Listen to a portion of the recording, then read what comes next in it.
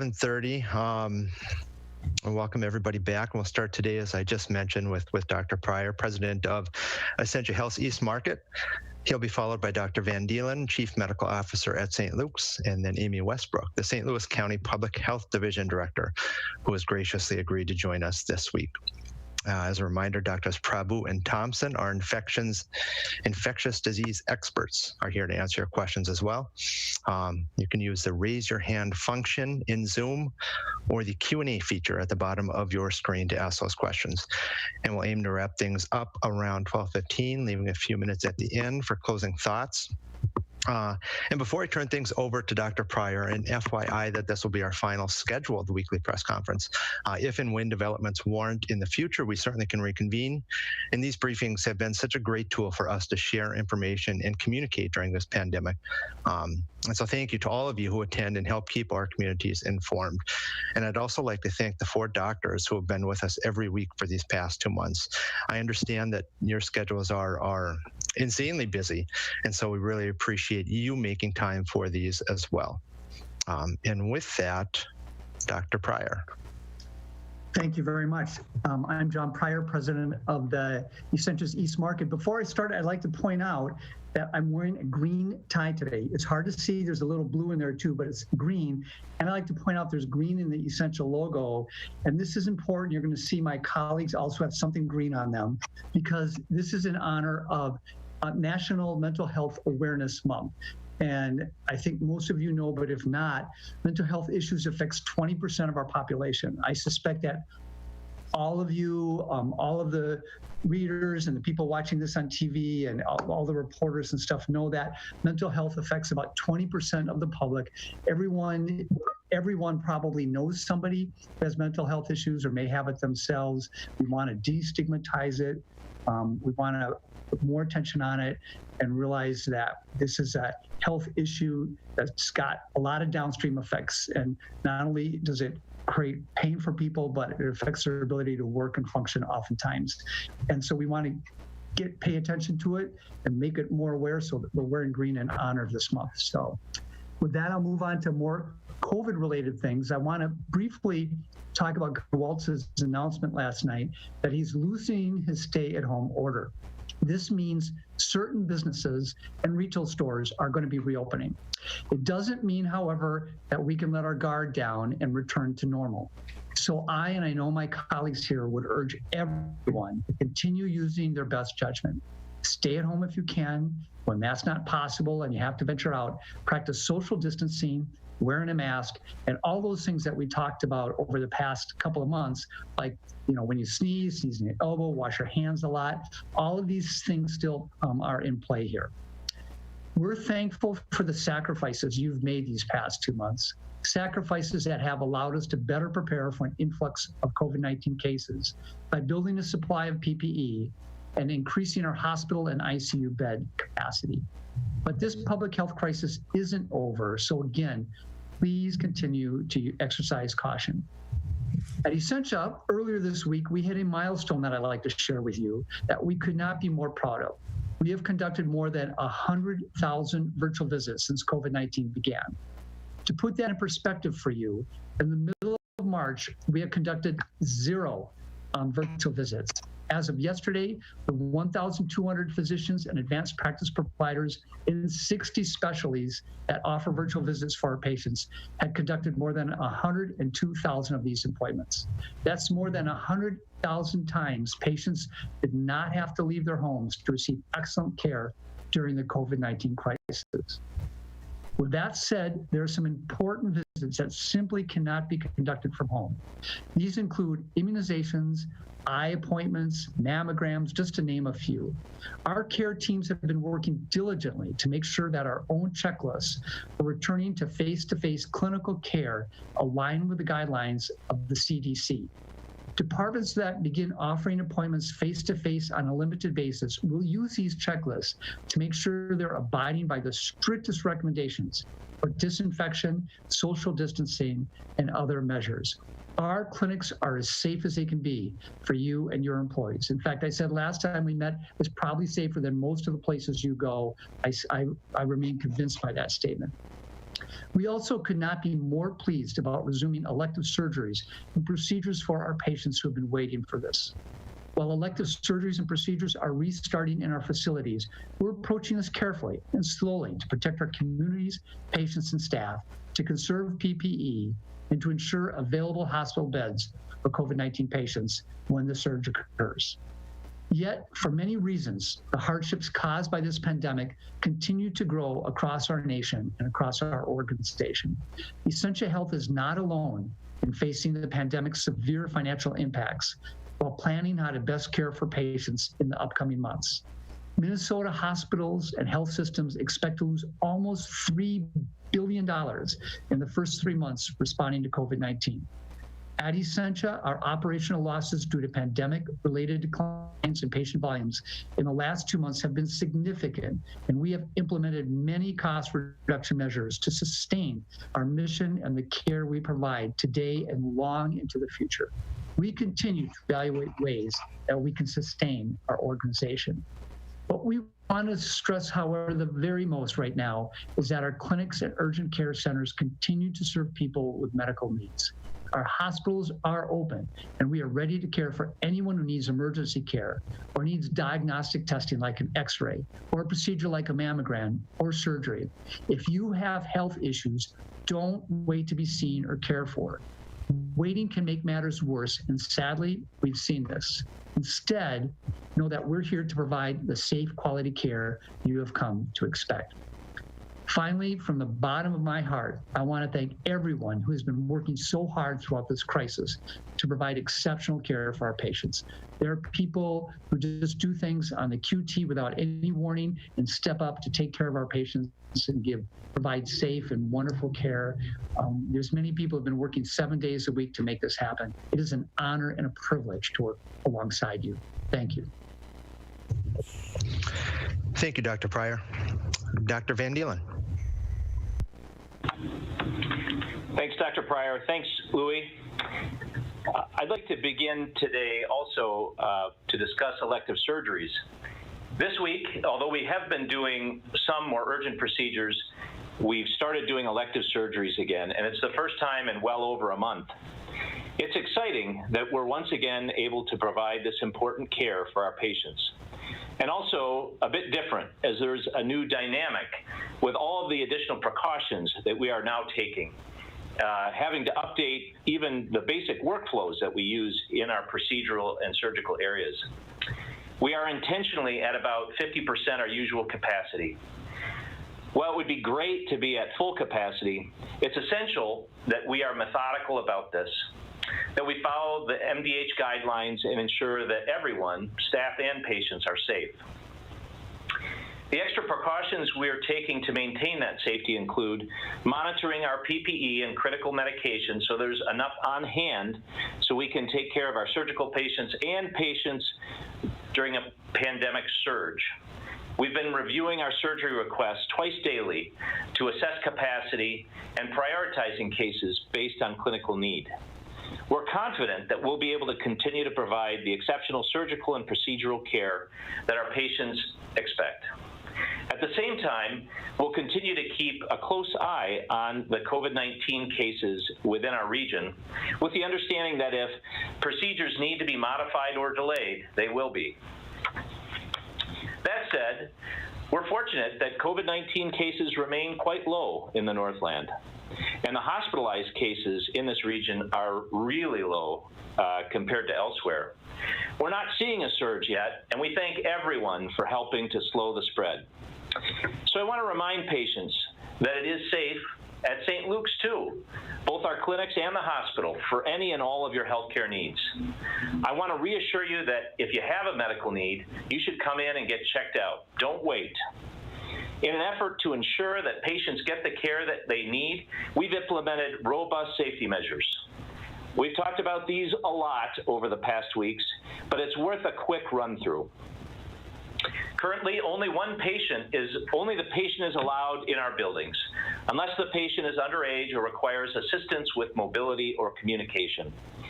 We're striving to have every patient wait in their cars to be registered and then go straight to an exam room upon entering a clinic. We are requiring everyone to wear masks, and we're doing extensive cleaning after every patient. And like always, we're adhering to strict hand hygiene measures. We take your trust seriously, and we are committed to providing you with the safest possible care. I'd like to also take a quick moment to highlight National Hospital Week. Fortunate to live in a state where health is valued. National Hospital Week celebrates those working in hospitals, health systems, and really any person involved in keeping our communities healthy. This week is even more meaningful this year as we celebrate everyone doing amazing work navigating this pandemic. Everyone who chooses to work in healthcare, no matter their role, has answered a noble call. Here in our community, I'd personally like to thank those at St. Luke's, Essentia, our nursing homes, assisted living facilities, and other healthcare organizations for all the work you're doing for our community. I'd also like to take a moment to call attention to the reason I have a green pin on. It's to represent Mental Health Awareness Month, which is happening during May. I just didn't have a green tie like Dr. Pryor. We at St. Luke's, Essentia, and St. Louis County are members of the group Northland Healthy Minds. This group is a collaborative of businesses, organizations, and individuals working together to eliminate the stigma surrounding mental illness. To learn more about this great opportunity or the great support they offer, please visit northlandhealthyminds.org. Finally, I'd like to thank St. Louis County and their teams for their partnership with St. Luke's and Essentia during this pandemic. We truly appreciate all of their dedication and hard work. I'll now turn it over to St. Louis County Public Health Division Director, Amy Westbrook. Thank you, Dr. Van Dielen. I wanted to just talk currently sort of what we're seeing in St. Louis County in terms of numbers and what, with expanded testing, what it looks like for the distribution of disease. It's been a couple weeks at least now that we have had the expanded criteria for testing to include anyone who's symptomatic with COVID-19 symptoms. So we have seen more people being tested. And with that, we were anticipating a dramatic spike in cases reported to the public health system. We continue to see cases reported. It's not as many as we initially had thought, given the expanded testing. So that's a good thing. To us, that tells us that even though our health systems are testing more, we're not seeing as much disease in the communities, but we are seeing continual spread. So all of the counties in the Northeast, except for Cook County, those counties that border St. Louis, our big border up to Boundary Waters, have been seeing cases, and we continue to see cases reported from across our county in urban and rural settings and continue to spread. So we're seeing that the geographic spread, and then we're also seeing the age range broaden pretty significantly. So we're no longer seeing it be reported just in healthcare workers or just in individuals who are residents of congregate care settings. So as Dr. Pryor mentioned, the Stay Safe order, I feel like we've been doing a good job with following the stay-at-home order, and it's really important to continue to follow the Stay Safe order now. So that's sort of what we're seeing in terms of distribution of disease. We're still, all of our deaths that have been reported in St. Louis County have been associated with congregate care settings. So we are working with the health systems across the county to really do some more intense outreach to specifically long-term care facilities. This is a priority across the state. About 80% of our deaths in Minnesota are within individuals or among individuals who are within long-term care settings. So as a public health system, we're really trying to do better assessment and outreach to long-term care facilities. Another priority for us in St. Louis County, as well as the statewide public health system, is with expanded testing. We want to also expand case investigation and contact tracing. We're working to build a statewide centralized system, but we also are working to build local capacity. So we're working within St. Louis County and across our bordering counties to build up that capacity to follow and to do the investigations of individuals who are reported as quickly as possible, reduce that time lag from reporting to follow-up, and then also in notifying individuals who may have been exposed to the confirmed cases. So that's an important disease prevention and controls strategy that we really want to beef up to in Minnesota. The governor's Stay Safe order, from a public health perspective, it makes a lot of sense to really follow that for individual health, for community health. So I want to encourage everyone to continue to wear masks if they're going out, to remember the physical distancing. The governor did open up to where we can gather intelligently, so still doing the physical distancing, but have smaller gatherings, less than 10 people, and staying close to home, especially individuals who are immunocompromised or older. We know that those groups of people are more at risk of complications with COVID-19. So it's important for all of us to protect individuals who are vulnerable, to protect our neighbors, to protect ourselves and our communities. So that's all I have.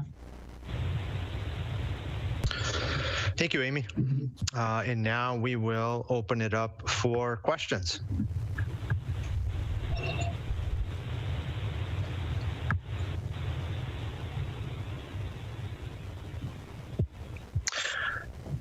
I would ask that everybody not jump in all at once.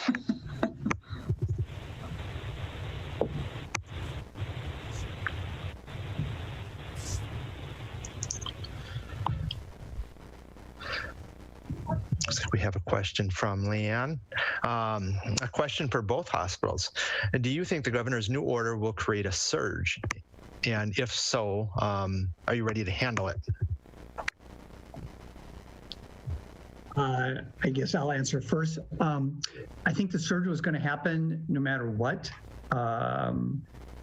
The good news is the governor the governor's in a tough spot. He has to balance the health and safety of the community with the economic health of the community. And I think he's been very wise in listening to the experts, not going on gut feelings, and looking at the data. So I respect his decision. Will it move up the surge a little bit?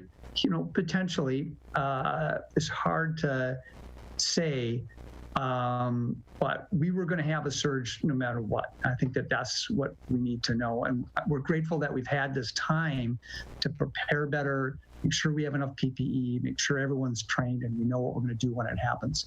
So the most important part of this answer is, yes, we're prepared for the surge when it does occur. Yeah, I would simply echo what Dr. Pryor said. We're very appreciative to the governor and, again, believe he's approached this in a very deliberate and thoughtful way. taking really important advice from experts. It has bought us the time to prepare. We are prepared. There will be a surge. There are different models, as we heard last week, about what that surge may or may not look like. But I think we're in a far better position than we were. And in the end, even with the change or the new governor's order, it really is up to us throughout the community to continue to do the things that are most important. And that's, again, the hand hygiene, the social distancing, the things that we all can choose to do that will keep us and our neighbors safe as we continue to learn how to manage this disease going forward. We're going to be dealing with this for months, possibly years, and we've learned a lot. It's not time to give those new behaviors up.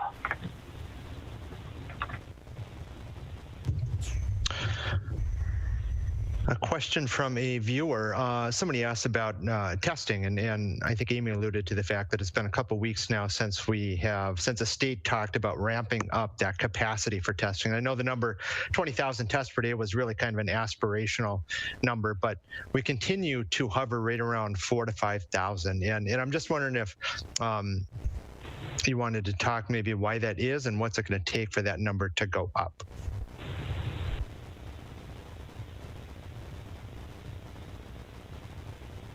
This is maybe the healthcare systems would want to answer that. Yeah, this is Dr. Prabhu. I mean, currently most of the testing is still based on people that have symptoms, and there's been recent sort of health department guidance about the most vulnerable is in the long-term care settings, congregate settings, nursing homes, et cetera. So if there is a case or so in a nursing home, there is a mandate to test not only those that are symptomatic, but the other people in that facility. So the rest of the residents, even healthcare workers, to try to mitigate any sort of expansion of people that do develop COVID-19.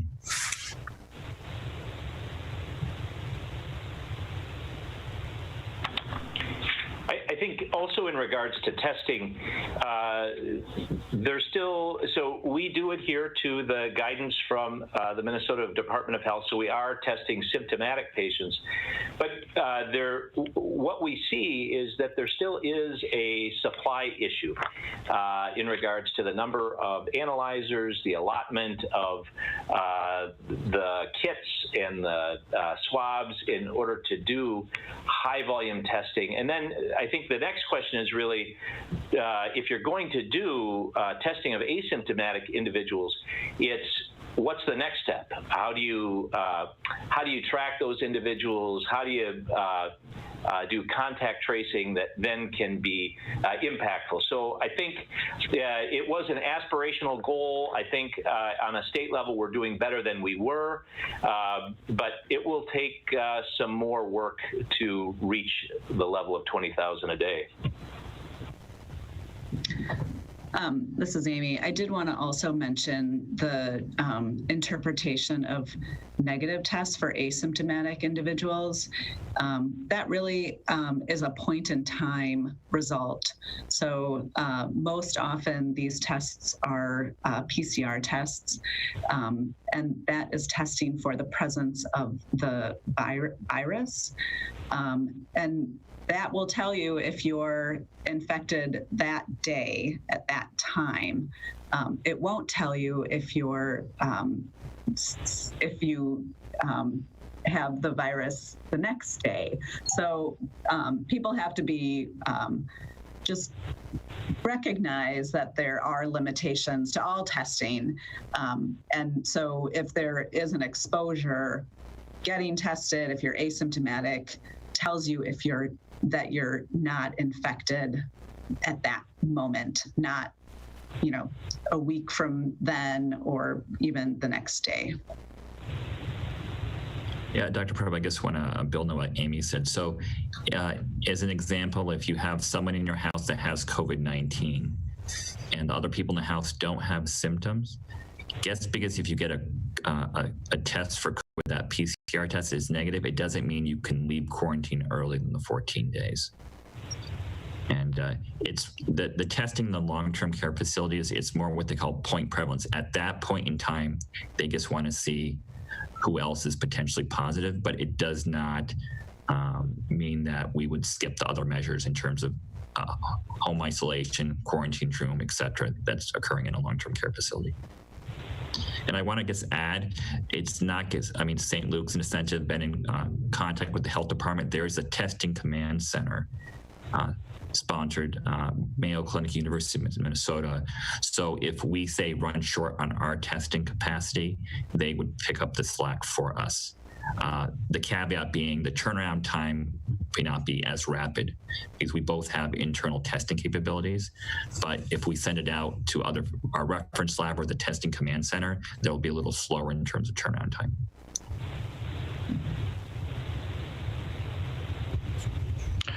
Thank you all. A question from Brett Scott. Brett asks, how many COVID-19 patients are hospitalized currently at Essentia and St. Luke's?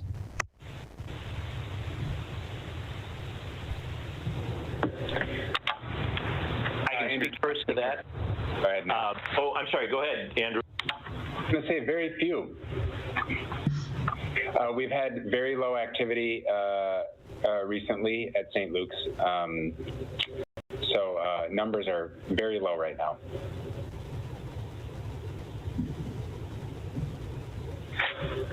James, why don't you answer it for Essentia? Yeah, Dr. Prabhu. So, I mean, I think, as Amy had mentioned, the number of cases, and I haven't seen the numbers in the last day or so, but the number of people that would be hospitalized are really reflective of how much activity there is in the community. So I know our testing rates in terms of positivity are, under 2% or so. So at the moment, we don't have this major surge of patients. We do have people, just like every other health system in Minnesota, but it's few.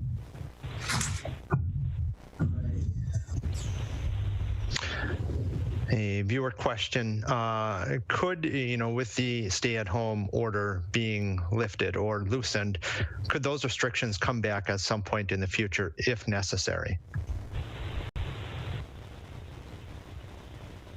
Yes. And I think Governor Walz had commented on that as well. If need to reinstitute that, he will. Yeah, I think it's important that any restrictions or mitigation factors be driven by data. And I think so far the governor has been very wise to do that. So if we see a sudden surge of activity, I think we'll have to reevaluate as we go along what other mitigation strategies we might need to undertake, because this won't go away after the summer. And this is why you can all help the governor and help prevent restrictions going back in place by, when you go outside, again, wearing masks, maintaining that social distancing, because if you get close to people, COVID-19 will spread faster, we'll get a bigger surge, and then restrictions will go back in place. So we all have a role in helping the governor in this.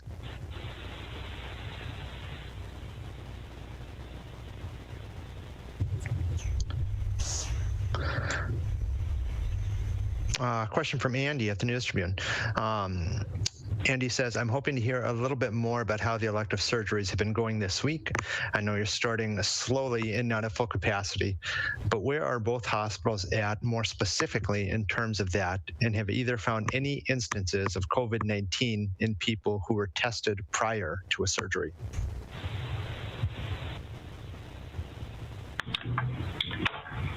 So I can speak for St. Luke's. We are running at about 50% capacity, as I had mentioned, and that's deliberate, and are prioritizing cases, again, based on clinical need.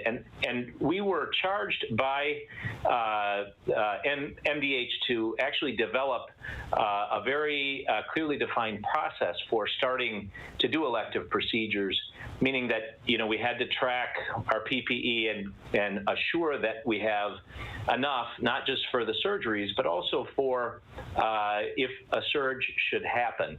And that includes meds, that includes being able to maintain our staffing. So I would say the first week has gone well. It's not ever as busy as quickly as we would hope to be able to do it, but it's opening up, an area that has been really mothballed to some extent for weeks. So it takes time to get staff back, to build capacity, but it's gone really well. We do utilize testing prior to surgery. That's been successful, and I'm not aware of any positive COVID tests that have delayed a surgery since we started this week. I think at Essentia it's gone very well. So we just started on Monday. We're doing the same thing as St. Luke's. We're following the MDH guidelines. This has been, we've had an oversight team that's been watching this and slowly ramping up. I would say, I don't know for sure, Rajesh, Dr. Prabhu, you may have more information, but I think we're probably closer to 60% capacity. So we've definitely increased and we'll continue to do that. We know our patients are very excited about it. These are people who have waited a while now, a couple months to have procedures done. And it's nice to know that, I think by all signs, they seem pleased to be able to come back and feel like they're in a safe environment and they can get their procedure done. To the best of my knowledge, I don't think we've, in the pre-op testing, and we test people 3 days before and then ask them to quarantine.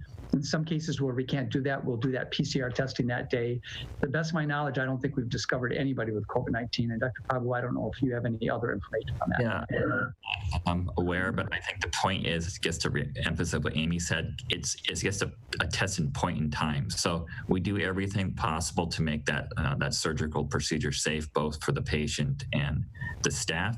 And we still take the same measures before surgery and after surgery, just in case someone's in that, quote, incubation period, meaning maybe they caught it the day of surgery, but they won't develop symptoms 5 days later. So we still keep those safety measures in place. Yeah, this is an opportunity to really emphasize that point. There's been some studies that show somewhere between 40 to 50% of people with COVID-19 are asymptomatic. So when you go out in the community and you're hanging out with people who aren't coughing, no shortness of breath, they're afebrile, they could have COVID-19. So everyone needs to be aware of that. And we're treating everybody as if they do. And I think that that's what really creates that success in having an environment that's safe for you. It's just by being careful and treating everyone as if they did have COVID-19, even though we know that most people don't. And Dr. Prabhu, again, just to kind of piggytail on that, in terms of that's the reason for our outpatient visits, that we request everyone that comes in, either a visitor or a patient, to mask as well, because you could be in a state of that asymptomatic, or what they call pre-symptomatic period, meaning you don't have symptoms of COVID-19, but they can certainly develop, and you can transmit to someone else within 2 to 3 days prior to even feeling ill.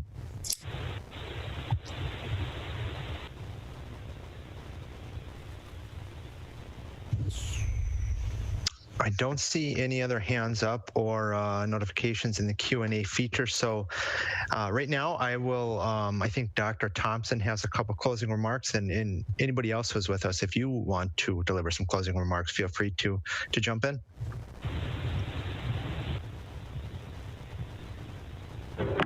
I'm going to defer to Dr. Van Dielen if he has anything else to say. Thanks, Andrew. Well, I do.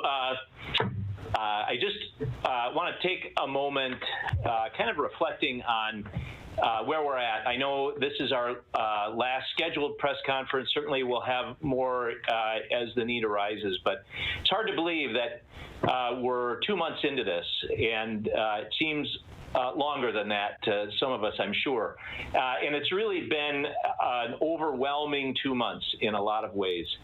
But I didn't want to sign off without taking the opportunity to just note the astounding way our community has stepped forward to support the healthcare system. So I think of the mask drive and people like falling asleep sewing masks, donating over 5,000 masks, which help keep us and our community safe. Local businesses have quickly adapted their production lines and have worked with us to develop new forms of PPE, just incredible products. So I'll never be able to remember all of them, but I think of the work of Frost River and Duluth Pack and Cirrus. People have generously donated to our COVID-19 response fund. We've had hundreds of food drops and meals from community groups and local businesses and just so many caring individuals who are concerned about our frontline workers. We've had donations of iPads and tablets to help our patients have the important visits that we had to restrict for safety. And then the encouragement and support through flyovers and chalk drawings and artwork and the parade from our fire department and police department and EMS, and even just the kind words that people give us when they see the St. Luke's jacket that we wear. All these demonstrations and more help sustain the energy and effort that's been required to manage through this. In Minnesota, we're proud to be the land of the 10,000 lakes and now the 10,000 masks. So just in closing, I wanted to say thank you to our community. There's nothing more powerful than the human spirit when we support one another. So thank you very much. I'll echo that. I feel like the community has been incredibly supportive.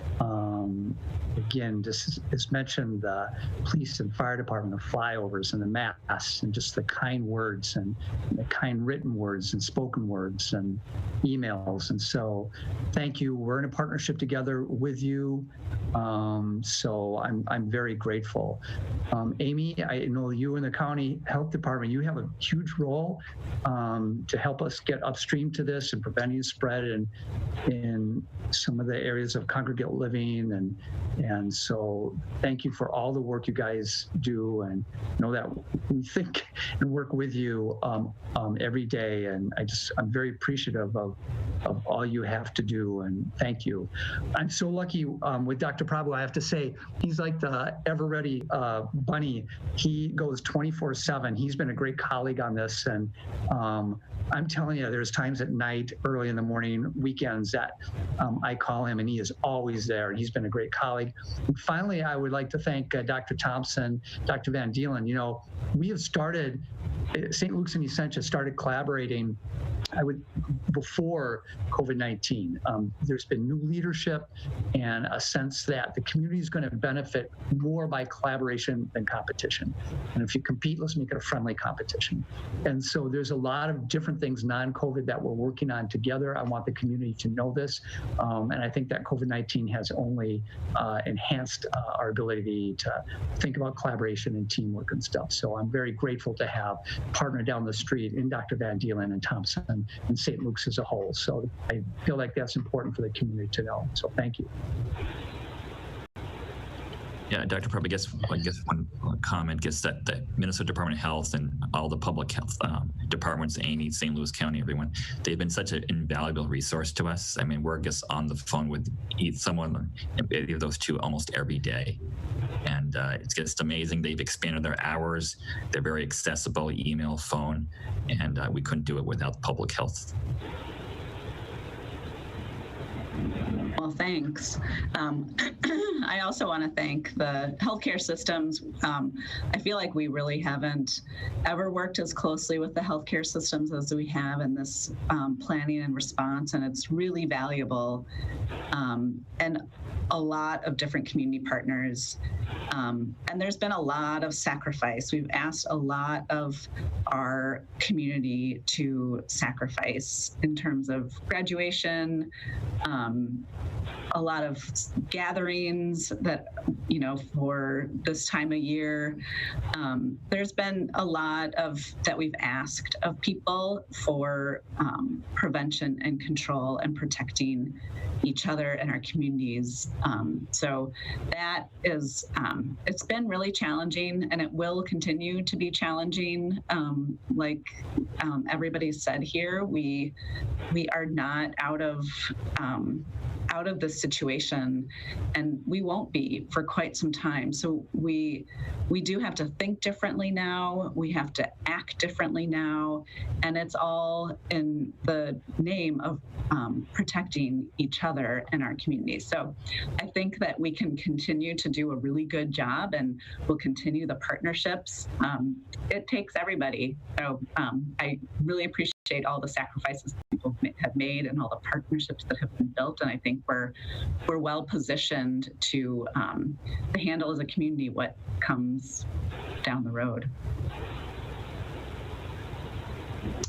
Thank you, Dr. Pryor and Dr. Van Dielen and Amy.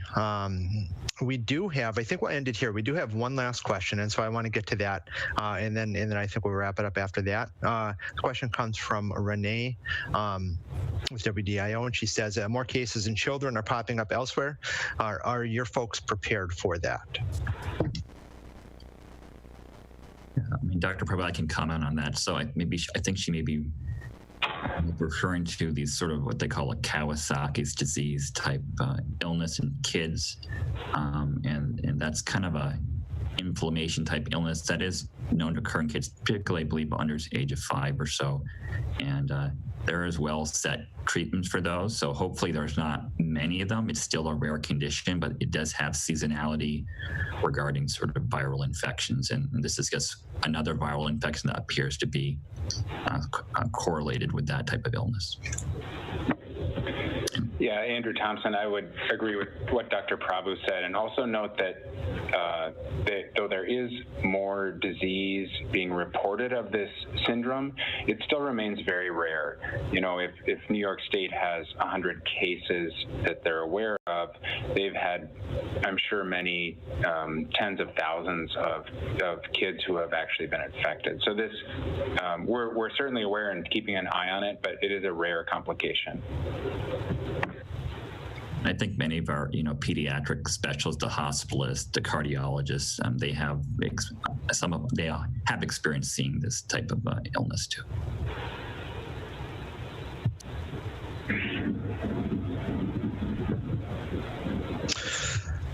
All right. Well, with that, I think we're out of questions, and I think we're out of time. So thank you to the presenters, and thank you to our media folks for joining in. And until again, the last time we'll meet here on a scheduled basis, but when news warrants, we can certainly get back together and answer your questions. So thank you, everybody. Thank you. Thank you.